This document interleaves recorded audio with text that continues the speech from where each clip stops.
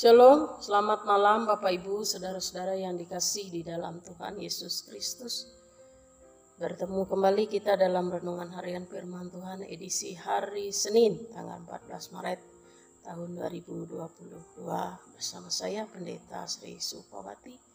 Sebelum kita bersama-sama merenungkan firman Tuhan, mari kita berdoa.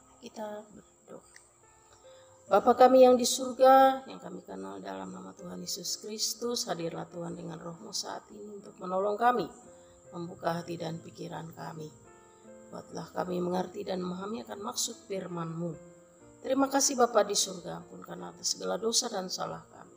Dalam nama Tuhan Yesus kami berdoa. Amin.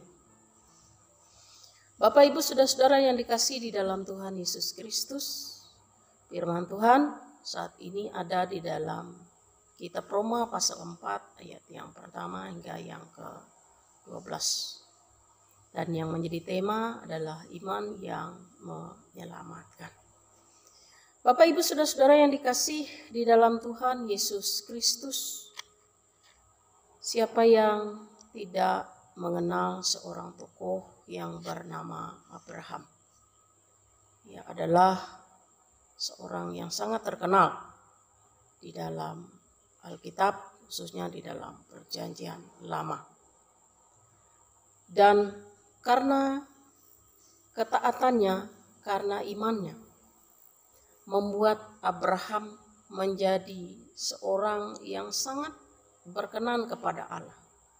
Sehingga apapun yang menjadi keadaan dan situasi hidupnya, Allah selalu peduli. Sehingga kedekatannya dengan Allah itu semakin membuat Abraham menjadi pribadi yang memiliki keyakinan yang tiada tanding. Bapak Ibu saudara-saudara yang dikasihi di dalam Tuhan Yesus Kristus, berdasarkan tentang ketokohan Abraham itu, Paulus memakai tokoh ini, Abraham ini, sebagai contoh yang baik tentang seorang yang diselamatkan oleh iman. Dengan menekankan iman, Paulus tidak bermaksud untuk mengabaikan hal lain, terutama hukum Allah, itu tidak penting. Melainkan lebih bermaksud adalah mustahil untuk diselamatkan hanya dengan menaati hukum saja. Karena pada kenyataannya tidak ada manusia yang sempurna. Ketika sebagian orang mengetahui bahwa karya penyelamatan Allah bisa berlaku melalui iman, bisa jadi membuat orang pun menjadi bertanya-tanya tentang kualitas imannya. Apakah imanku kuat? Apakah imanku cukup untuk memiliki kekuatan untuk bisa menyelamatkan aku? Bapak Ibu saudara-saudara yang dikasihi di dalam Tuhan Yesus Kristus, Paulus tidak bermaksud demikian. Iman adalah sebagai alat yang menjembatani kita dengan Sang Penyelamat yang sesungguhnya, yaitu Yesus Kristus. Dapat dikatakan iman adalah alat, iman adalah akses untuk kita memahami, mengerti setiap kehendak dan maksud Allah. Sehingga dengan itu kita dapat bertindak dan melakukan apa yang dikehendaki oleh Allah. Dalam bertindak, Yesus tidak dipengaruhi apakah iman kita kuat atau lemah. Namun Dia memang mampu dan bisa menyelamatkan.